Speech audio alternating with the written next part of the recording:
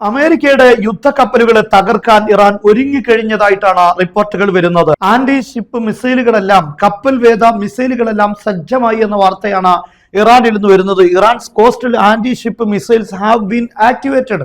ഇറാന്റെ തീരദേശ anti ship മിസൈലുകൾ ഇപ്പോൾ ആക്ടിവേറ്റഡ് ചെയ്തിട്ടുണ്ട്. അതെല്ലാം ഇപ്പോൾ സജ്ജമായിരിക്കുന്നു എന്ന വാർത്തയാണ് വരുന്നത്. Additional newer missile with a range of 2000 kilometre are also being diploid എന്നാണ്.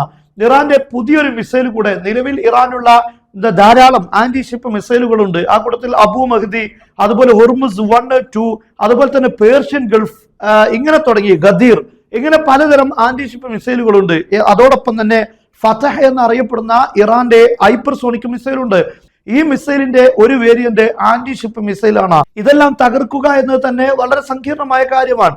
അതോടൊപ്പം തന്നെ ഒരു പുതിയ മിസൈൽ കൂടെ, 2000 കിലോമീറ്റർ റേഞ്ചിലുള്ള ഒരു മിസൈൽ, അതായത് കപ്പലുകൾ തകർക്കുന്ന മിസൈൽ കൂടെ ഇറാൻ വിന്യസിച്ചു എന്ന് വാർത്ത വരുന്നു. യഥാർത്ഥത്തിൽ 2000 കിലോമീറ്ററിന്റെ ദൂരപരിധി ആവശ്യമില്ല. അതിനുള്ളിലാണ് അമേരിക്കയുടെ കപ്പൽ വ്യൂഹങ്ങൾ നിലനിൽക്കുന്നത്. എങ്കിൽ പോലും ഇതെല്ലാം സൂചിപ്പിക്കുന്നത് ഇറാൻ ഒരു ശക്തമായ നീക്കത്തിന് ഒരുങ്ങിക്കഴിഞ്ഞു എന്നാണ്.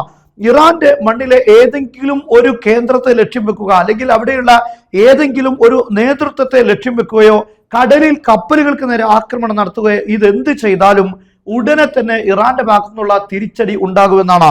ഇറാൻ ഇപ്പോൾ പല മിസൈലുകളും ലോഞ്ചറിൽ തന്നെ നിർത്തിയിട്ടുണ്ട്. ലോഞ്ചറിൽ കൂടുതൽ സമയം ഇന്ധനം നിറച്ചുകൊണ്ട് മിസൈൽ നിർത്താൻ പറ്റില്ല. പക്ഷെ ചില മിസൈലുകളൊക്കെ ദിവസങ്ങളോളം നിർത്തുന്നതിൽ തടസ്സമില്ല. എന്നാൽ അമേരിക്കയിൽ നിന്നും ഒരു ആക്രമണം ഉണ്ടായാൽ ഉടനെ തിരിച്ചടിക്കുക എന്നതാണ് ഏറ്റവും പ്രധാനപ്പെട്ട കാര്യം. കഴിഞ്ഞ ജൂണിൽ നടന്ന 12 ദിവസത്തെ ഇറാൻ ഇസ്രായേൽ യുദ്ധത്തിൽ ഇസ്രായേൽ ആദ്യം ഇറാന്റെ പെട്ടെന്നുള്ള പ്രതികരണം ഇല്ലായ്മ ചെയ്യാനുള്ള ആക്രമണമാണ് ആദ്യം നടത്തിയത്. അവരെ ഏതാനും ലോഞ്ചറുകൾ ഇസ്രായേൽ തകർക്കുകയായിരുന്നു. അതുകൊണ്ട് തന്നെ പെട്ടെന്ന് ആ മണിക്കൂറിൽ തന്നെ പ്രതികരിക്കാനുള്ള ശേഷി നഷ്ടപ്പെടുകയാണ്. എന്നാൽ ഈ ഒരു ഘട്ടത്തിൽ ഇറാൻ ആ മൂവ്മെന്റിൽ തന്നെ കൃത്യമായി പ്രതികരിക്കും എന്നാണ് ഇപ്പോൾ പറഞ്ഞിരിക്കുന്നത്.